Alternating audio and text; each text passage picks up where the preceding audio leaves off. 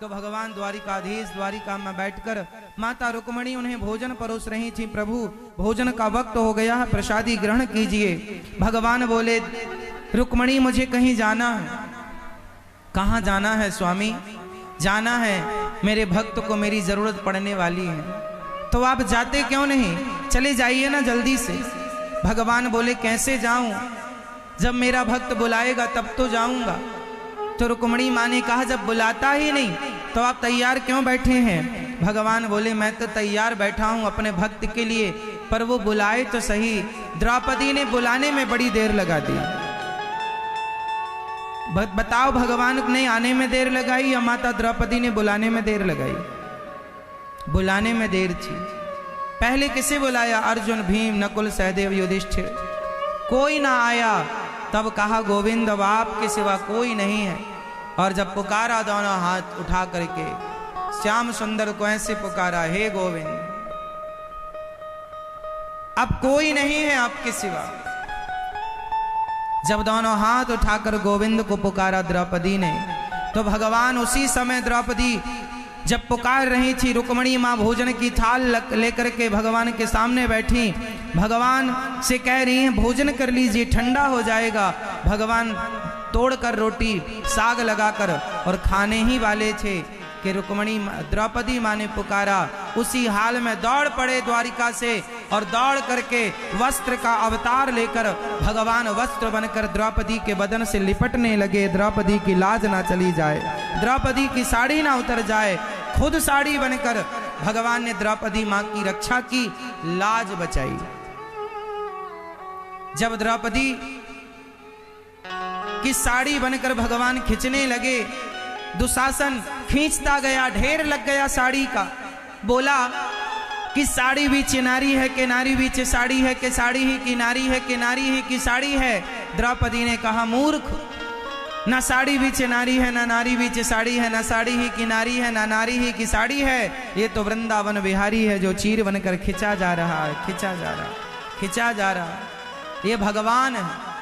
द्रौपदी की लाज बचाने के लिए भगवान ने वस्त्र का अवतार धारण किया। इसलिए माँ आपसे कहता हूं भरोसा जगत पर नहीं जगन्नाथ पर कीजिएगा, क्योंकि भगवान ही हम सबके रक्षक हैं। द्रौपदी ने सिर्फ समय वेस्ट किया संसार को बुलाने में, और किसी की हानि नहीं हुई। द्रौपदी ने देर लगाई तो द्रौपदी का नुकसान हुआ।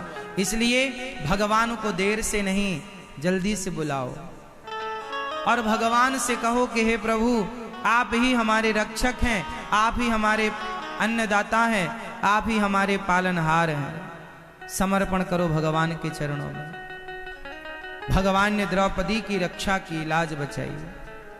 आपकी और हमारी लाज भी भगवान ही बचाते हैं। बस विश्वास द्रौपदी की तरह रखिएगा और पुकारिएगा। अच्छा, द्रौपदी ने दोनों हाथ उठा करके पुकारा है गोविंद को। आप लोग भी दर्शन करते हैं ना, आपने संतों को देखा होगा, आप लोग भी कई बार मंदिर में जाते हैं। आपने श्री गौरांग महाप्रभु को देखा ऐसे हाथ उठा करके, ऐसे उनकी प्रतिमा, उनका दर्शन हम लोग ऐसे करते हैं। ऐसे हाथ उठाने का तात्पर्य क्या होता है? श्री चैतन्य महाप्रभु, श्री गौरांग महाप्रभु ने ऐसे हाथ क्यों किए हैं अपने? इसके पीछे का आशय क्या है, मैसेज क्या है, संदेश क्या देना चाहते हैं वो जानते हैं? ये मुद्रा क्या है? ये भक्तों का आर्त भाव है। ऐसे हाथ उठाइए।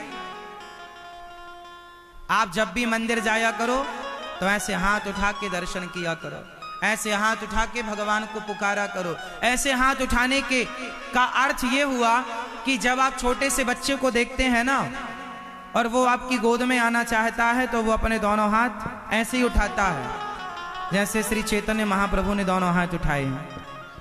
वो आपकी गोद में आने के लिए तैयार है, मानो कहता माँ मैं तो तैयार हूँ हाथ उठा के, अब आप ही गोद में ले लो। उसी तरह भक्त भगवान के सामने जाकर कहता प्रभु मैं तैयार हूँ आपकी गोद में आने के लिए, अब आप मुझे आप अपनी गोद में धारण कर लीजिए। तो ये भगवान की गोद में जाने का भक्त का समर्पण भाव है। इसलिए ऐसे भाव से भगवान को प्राप्त करने के लिए भक्त झूमता है, प्रभु इन हाथों को पकड़ लीजिए, थाम लीजिए हमारे इन हाथों को। द्रौपदी ने दोनों हाथ उठाए, भगवान ने थाम लिया और द्रौपदी की रक्षा की। प्रिय भक्तों, विश्वास द्रौपदी की तरह रखिएगा।